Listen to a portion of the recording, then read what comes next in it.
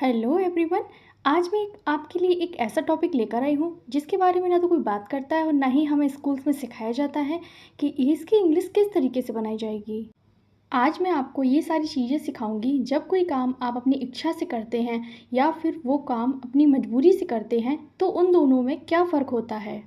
इन दोनों सेंटेंसेस को हम इंग्लिश में दो अलग अलग तरीके से किस तरीके से ट्रांसलेट करें, ये सारी चीज़ें आज हम लोग इस वीडियो में कवर करेंगे।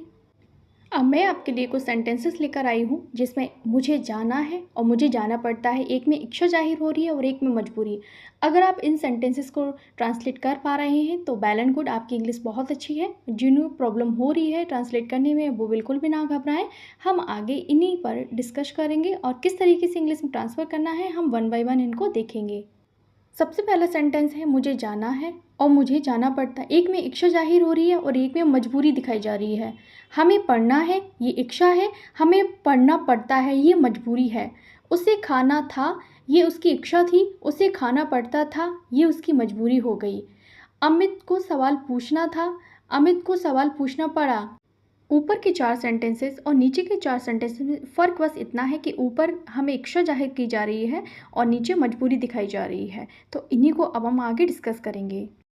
तो आज मैं ये सारा कॉन्सेप्ट आपको बताने वाली हूँ। यकीन मानिए कि वीडियो के एंड में आप ये सारे जो भी सेंटेंसेस हैं इनको आप खुद से ट्रांसलेट कर पाएंगे। तो चलिए वीडियो को स्टार्ट करते हैं। Is to, am to, are to, इनका मतलब होता है करना है।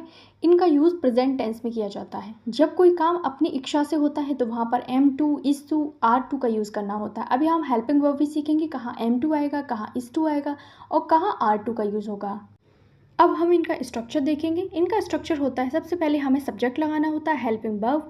वर्ब की फर्स्ट फॉर्म लगानी होती है प्लस ऑब्जेक्ट लगाना होता है am to, is to, are to. ये हमारी हेल्पिंग वर्ब है। इन्हीं से हमें आगे अपने सेंटेंसेस को बनाना है।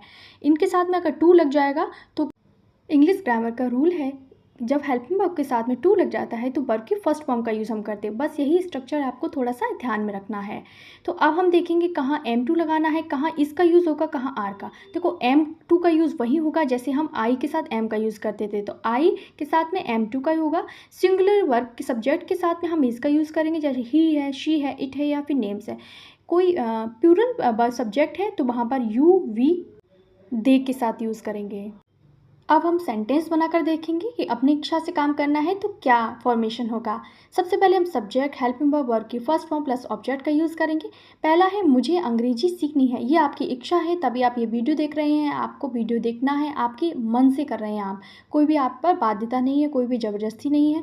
मुझे अंग्रेजी सीखनी है, इसका ट्रांसलेशन हमें अगर करना है तो सबसे पहले हमें अपना सब्जेक्ट लगाना होता है और जो आई है तो आई लगा दिया। मुझे की इंग्लिश होती है आई होता है, फिर हेल्पिंग वर्ब आएगा, आई के साथ एम टू का यूज़ होगा। ठीक है, और देखते हैं वर्ब की फर्स्ट फॉर्म यानी सीखने की अंग्रेजी लर्न होती है तो एज इट इज़ हम लर्न का यूज़ करेंगे, लर्न हो जाएगा। और ऑब्जेक्ट हमारा है इंग्लिश तो वो सबसे एंड में चला जाएगा। I am to learn English, I am to learn English, मुझे अंग्रेजी सीखनी है। तो देखिए इसी तरीके से दूसरा है, इन दोनों में थोड़ा सा डिफरेंस है। मैं अंग्रेजी सीखना चाहती हूँ, मुझे अंग्रेजी सीखनी है, तो सीखना चाहती के लिए हम वांट टू का यूज़ करेंगे। ठीक है, तो यहाँ पर फॉर्मेशन क्या हो जाएगा हमारा, I want to learn English हो जाएगा। क्योंकि हम जब चाहते हैं तो वहाँ हम वॉन्ट का यूज़ करते हैं, I want to learn English हो जाएगा। दोनों में बस इतना सा माइनस सा डिफरेंस है, आपको बस इतना सा जानना है। नेक्स्ट है उसे मुझसे बात करनी है, उसे मुझसे बात करनी है, तो इसका क्या हो जाएगा, उसे की इंग्लिश हम लिखेंगे शी, उसी के लिए हम शी का यूज़ करेंगे। उसके बाद में हम क्या यूज़ करेंगे, हम अपनी हेल्पिंग वर्ब यूज़ करेंगे। शी यानी सिंगुलर है तो सब्जेक्ट है तो उसके साथ इज़ टू का यूज़ हो जाएगा, शी इज़ टू। उसके बाद में हम वर्ब की फर्स्ट फॉर्म यानी टॉक का यूज़ करेंगे, बात करें, टॉक टू मी, ऑब्जेक्ट है हमारा मी तो वो लास्ट में चला जाएगा, she is to talk to me हो जाएगा। इसी तरीके से हम आगे वन बाई वन देखेंगे। तो इनको स्ट्रक्चर आपको याद रखना। हमें के लिए हम वी का यूज़ करते हैं और वी हमारा जो प्लूरल सब्जेक्ट है, प्लूरल सब्जेक्ट के साथ में हम क्या यूज़ करेंगे अपनी हेल्प में आर टू का, तो वी आर टू हो जाएगा यहाँ पर ईट, ईट आ जाएगा और उसके बाद में मैंगोज हमारा ऑब्जेक्ट है वो एंड में चला जाएगा, we are to eat mangoes हो जाएगा। इसी तरीके से नेक्स्ट देखते हैं, पूजा को आइसक्रीम खानी है। तो यहाँ पर पूजा एक सिंगुलर सब्जेक्ट है तो पूजा के साथ में इज़ टू का यूज़ हो जाएगा, पूजा इज टू।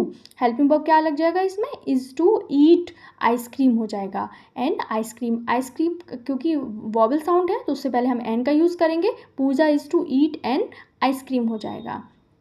अब हम आगे इस तरीके से देखेंगे, वॉज टू वर टू, करना था, वहाँ था, करना है, is to am to are to, यहाँ करना था। जब कोई काम अपनी इच्छा से करना था, यहाँ पास्ट की बात जब होगी तो हमारा स्ट्रक्चर होगा subject plus helping verb plus V1 plus object आएगा।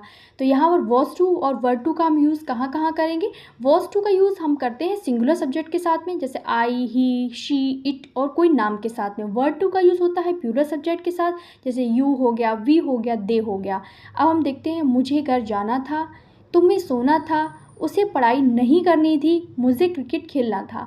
तो इन सब के साथ में हम वॉज टू और वर टू का अपने सब्जेक्ट के अकॉर्डिंग यूज़ करेंगे। अब हम इसका सेंटेंस फॉर्मेशन देखते हैं। सबसे पहले सब्जेक्ट आएगा, helping verb, V1 plus object का यूज़ हम करेंगे यहाँ पर। क्योंकि यहाँ पर टू लगा है तो पास्ट के लिए हम सेकंड फॉर्म का यूज़ नहीं करेंगे। यहाँ पर भी हम क्या यूज़ करेंगे, यहाँ पर हम फर्स्ट फॉर्म का यूज़ हो जाएगा। तो मुझे के लिए I was to go home हो जाएगा। होम के पहले कोई भी प्रीपोजिशन नहीं आता है। तो ये हो गई हमारी पास्ट की इच्छा, मुझे करना था, मुझे जाना था। नेक्स्ट है, तुम्हें सोना था, तो ये भी उसकी इच्छा थी तो यू आ जाएगा, तुम्हें के लिए यू का यूज़ करेंगे और यू प्लूरल है तो वर का यूज हो जाएगा, यू वर टू स्लीप। क्योंकि यहाँ पर टू लगा है, टू के साथ में हम क्या यूज़ करते हैं, वर्ब की फर्स्ट फॉर्म का। नेक्स्ट देखते हैं, उसे पढ़ाई नहीं करनी थी, तो इसका स्ट्रक्चर भी वही होगा। सबसे पहले हम सब्जेक्ट का यूज़ करेंगे तो ही क्या के साथ में क्या आ जाएगा, वॉज, और टू के बीच में हम नॉट का यूज़ करेंगे, ही वॉज नॉट टू हो जाएगा। अब आपको इतना ध्यान रखना है, जब नॉट लगाना हो तो वॉज और टू के बीच में नॉट आएगा। तो he was not to study हो जाएगा, he was not to study. अभी तक क्या था, वॉज टू का यूज़ हो रहा था, वर्ड टू का, अब नॉट का यूज़ होगा, नेगेटिव बनेगा तो यहाँ पर क्या हो जाएगा, बीच में नॉट है। मुझे क्रिकेट खेलना था, इसकी इंग्लिश आप मुझे कमेंट बॉक्स में बताएंगे, मुझे क्रिकेट खेलना था, तो इसका क्या हो जाएगा, आप ये मुझे कमेंट बॉक्स में बताएंगे। और वीडियो को लाइक करना बिल्कुल मत भूलना, चैनल को सब्सक्राइब कर देना अगर आप चैनल पर नए हो। इसी तरीके के इन्फॉर्मेटिव वीडियोज़ मैं आपके लिए लेकर आती रहूँगी। अब हम आगे के स्ट्रक्चर को देखते हैं। अभी तक आप अपनी इच्छा से सारे काम कर रहे थे, अब कोई भी काम आपको अगर मजबूरी से करना पड़ रहा है तो उसका फॉर्मेशन होगा present tense, past tense, future tense. करना पड़ता है यानी प्रेजेंट टेंस हो गया, इसमें हम हैज़ टू और हैव टू का यूज़ करेंगे। अभी हम ये भी देखेंगे कहाँ हैज़ टू लगाना है, कहाँ हैव टू। पास्ट है, करना पड़ता था, यहाँ हैड टू का यूज़ होगा, और फ्यूचर करना पड़ेगा, यहाँ विल हैव टू का यूज़ होगा। ठीक है, सिर्फ विल हैव टू का यूज़ होगा। हैज़ टू का यूज़ हम सिंगुलर सब्जेक्ट के साथ करेंगे, जैसे ही है, शी है, इट है, या फिर कोई नाम है तो वहाँ पर हम क्या यूज़ करेंगे, वहाँ पर हम हैज़ टू का यूज़ करेंगे।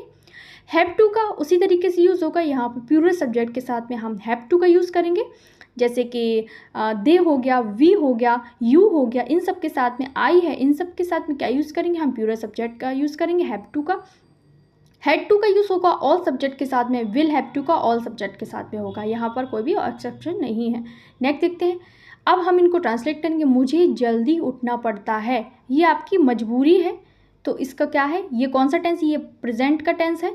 मुझे उठना पड़ता मजबूरी है, मुझे की इंग्लिश आई होती है, उसके साथ में हम क्या यूज़ करेंगे, आई के साथ में हम हेल्पिंग वर्ब का यूज़ करेंगे। तो यहाँ पर आई के साथ में क्या आ जाएगा, यहाँ पर हैव टू का यूज़ होगा, आई हैव टू, और फिर क्या यूज़ करेंगे, वेक अप का यूज़ होगा, अर्ली, जल्दी के लिए हम अर्ली का यूज़ करेंगे, तो wake up early, I have to wake up early हो जाएगा। नेक्स्ट है, हमको स्कूल जाना पड़ता था, तो वी के साथ में हम क्या यूज़ करेंगे, बी के साथ में भी हम हैड टू का यूज़ होता है, क्योंकि ये पास्ट की बात हो रही है, था लगा हुआ है, तो यहाँ पर हैड टू का यूज़ हो जाएगा। तो वी हैड टू, जाने की इंग्लिश होती है go, we had to go school, we have to go to school.